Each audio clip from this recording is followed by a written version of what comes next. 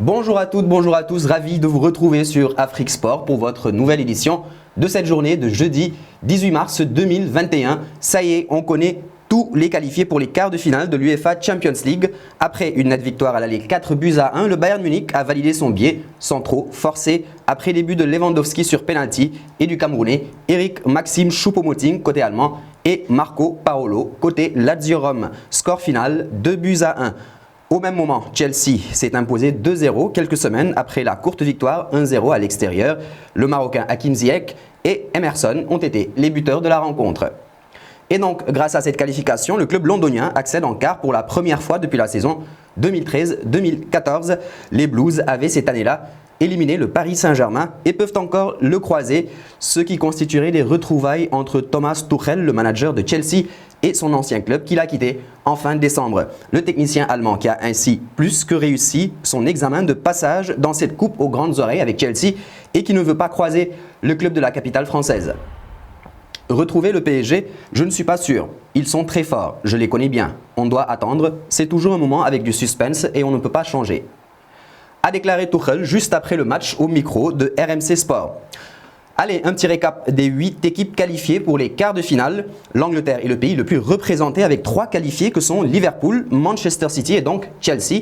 L'Allemagne, elle, en compte 2, le Borussia Dortmund et le Bayern Munich, rappelons-le, tenant du titre, le FC Porto, le Paris Saint-Germain et le Real Madrid complètent la liste. Le tirage au sort s'effectuera demain à 11h GMT à Nyon, en Suisse, siège de l'UEFA. On aura droit également ce jeudi au 8e de finale retour d'Europa League avec en tête d'affiche Milan AC Manchester United à 20h GMT. Les deux formations s'étaient quittées il y a une semaine sur un score nul d'un but partout à Old Trafford.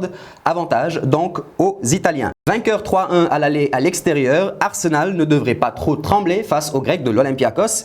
Idem pour son voisin Tottenham en déplacement à Zagreb après sa victoire 2-0. La Roma essaiera également de conserver son avantage de 3-0 acquis à l'aller contre le Shakhtar Donetsk, de même que l'Ajax en déplacement en Suisse chez les Young Boys de Berne après son net succès 3-0 également jeudi dernier. Des 8e de finale de Coupe d'Europe aux 8e de finale de la Coupe de France en match avancé qui se jouait hier également après avoir connu une terrible semaine marquée par une pénible qualification en quart de finale de Ligue des Champions puis une défaite à domicile contre le FC Nantes et des cambriolages qui ont affecté Marquinhos et Di Maria.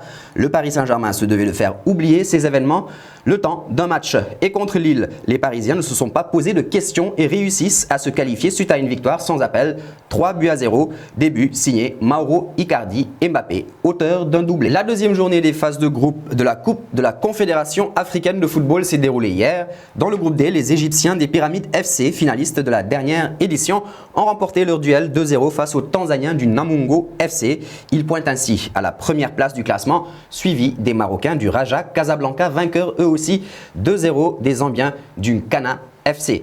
Dans le groupe B, les tenants du titre ont été surpris à domicile. Les Marocains de la Renaissance sportive de Berkane ont en effet été battus 2-0 par les Camerounais du Coton Sport de Garoua qui eux se relancent après le revers enregistré lors de la première journée. Dans la même poule, les Algériens de la GS Kabylie ont été tenus en échec par le club zambien des Napsa Stars. Score final 2 buts partout. Voici les autres résultats de cette deuxième journée de la Coupe de la CAF. Les Orlando Pirates d'Afrique du Sud ont battu les Nigérians d'Enyimba 2-1. Les Salitas du Burkina Faso s'imposent 1-0 contre les Tunisiens de l'Étoile du Sahel. Les Sénégalais du Djaraf de Dakar et les Tunisiens du CS Sfaxien se sont quittés 1 but partout.